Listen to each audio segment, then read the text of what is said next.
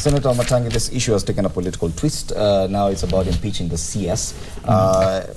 Anyone would think that what happened yesterday in Parliament would be enough, that the Health Committee of the National Assembly summoning or conducting a probe into what exactly happened should suffice. And if at all anyone is found culpable, probably action would be taken from there. But to go ahead and decide to impeach the CS because of issues of emanating from a lack of proper tagging at the hospital, don't you think that is overstretching Parliament's mandate? Fred, before going into the politics of it, probably let me say a thing or two about the implications of it and the causes of it in my thinking, and especially the ramifications of it to the victims.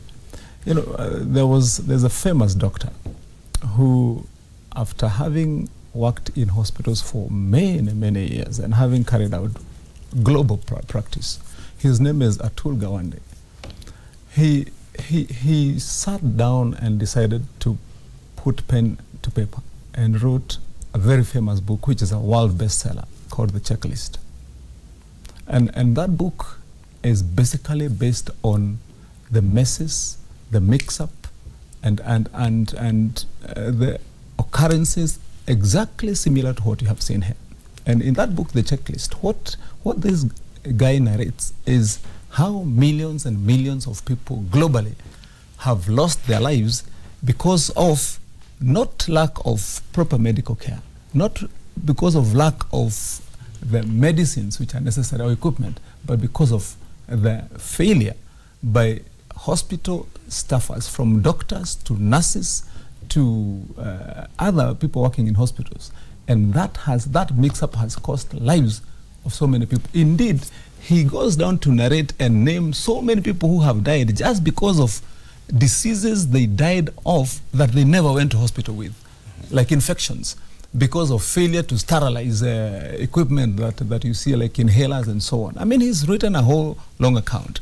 And in summary, let me say this. When he summarizes his book, this is what he says, that he took it upon himself and a whole team of other doctors to form a team that went around hospitals globally, organizing doctors, nurses around those issues. Now, the issue of if you have a patient like that one, how do you move a patient and ready him for operation in a theater? All those things about tagging, all those things about ensuring that everything is in place. That is why it is called the checklist. And you know what he was advising? Before you put a knife to cut a patient, you must have a checklist on the operating table that have everything ticked, and somebody is accountable and says, did you check his name? Did you check his what disease he came here to be treated for? Did you check this? That is what his checklist is all about. And once you are satisfied that including the drugs to be administered are the ones that have been ticked there, then you can go ahead and operate the man. And I tell you, Fred, and my fellow doctors here, like Dr. Halwale, take time and go and read an account of Dr. Atul Gawande's book. Okay. And so when we speak about this, before we go even to the politics of it, we must understand that personally I can tell you of thousands of accounts that I know myself, if not more than that have had people. As a politician, I've attended burials and funerals of so many people in my county and all over the country, whereby you find people really lamenting that we lost our loved one because of either mix-ups in hospital, because they were not treated, they were not given the correct attention. So we can't run away from this. There was a time, remember, when there was even a case just recently of a doctor who was in Kitui somewhere who took off to go and take a beer during an operation, remember? And this kind of thing. So what we are saying is this: we cannot tell our medical personnel that you can run away from this. You can't run away from it. When patients are taken to hospitals must get down to their act and refine. They know it as human beings. They're Senator, on that particular issue, we find a case here where, and you heard Dr. Halwale say, they're very quick to defend their own. And this is what has happened here. Politicians were quick to defend their own on a tribal line, but even the doctors themselves are very quick to defend their own profession. Nurses did the same. Fred, I said, you know, for us to help this country move forward, for us to find solutions to issues, we must first address the problem before we go to the politics. Politics is a cycle of but just saying things that no doctor is ever punished for negligence. And that's what we're saying. That the place to start is to ensure that those doctors, as you saw them and you screened that very extensively here, you can see, yes, they're remorseful, they're speaking, definitely in pity of what happened. But so what is the solution? And they must take responsibility for it. In terms of the politics, I believe it is, that's no issue to bring in politics about.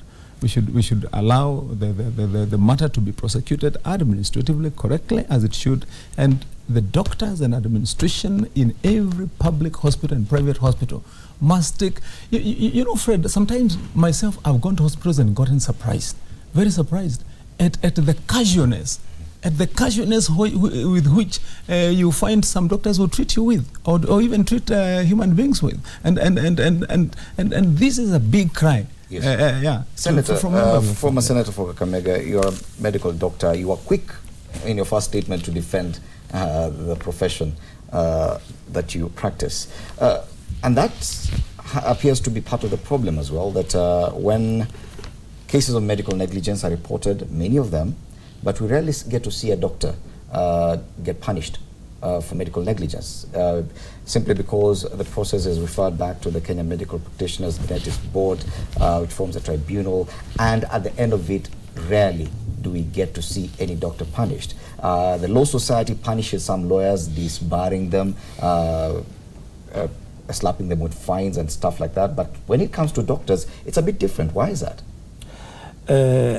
I think that is not really an urgent issue. The urgent issue, medical negligence? Wait a minute. In terms of tackling, we have to be orderly, otherwise we're going to lose ourselves. You've thrown a question to Senator Wamatangi about the political implications of what took place, and he has refused to respond. Instead, he has become an expert on matters that are completely beyond him. With all due respect, Mheshimiwa, the case at hand, the nurse in the center of the controversy has 23 years of experience. And she's telling you that in 23 years, she has never seen anything like this. So what it points to is that this is an exception. You know, Bonnie, unless you're speaking from us, I mean, you're speaking in this country, and the issues that are at hand are the issues that Kenyans are suffering from every day. We don't want to spend much time on this. So don't try to wax professional about this. This is purely, and I don't need any qualifications in a medical laboratory to know that Kenyans are not being treated right. That the wrong person was operated. So what we are saying. And that is why, and Bonnie, I've also, let me tell you, to take a book from the shelf, like I've told you, the narrative Why of that should book. I take a book? No, listen to when me, my I friend. Have the experience.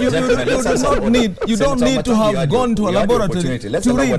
So what I'm just saying is this is about how Kenyans are treated when they go to hospitals. I know. The anger you have is justified. I am completely against this kind of professional mix-up that led to these unfortunate incidents. I'm not supporting it.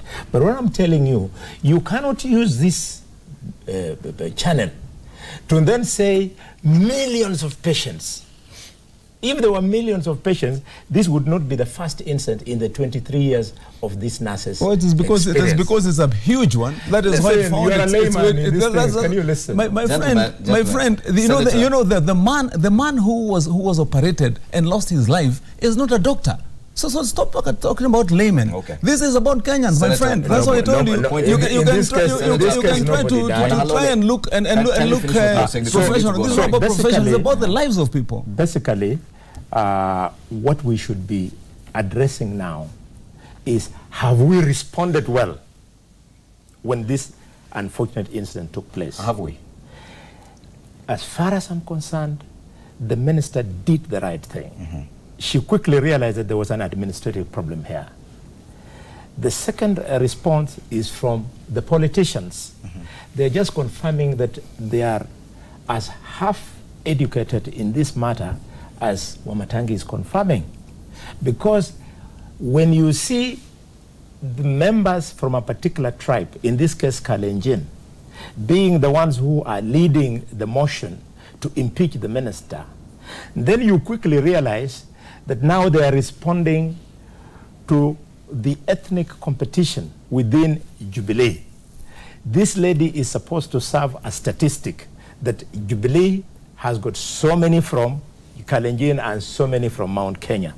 That is not our business. I would be the first saying that the minister should go if this minister had been there for a while. Okay.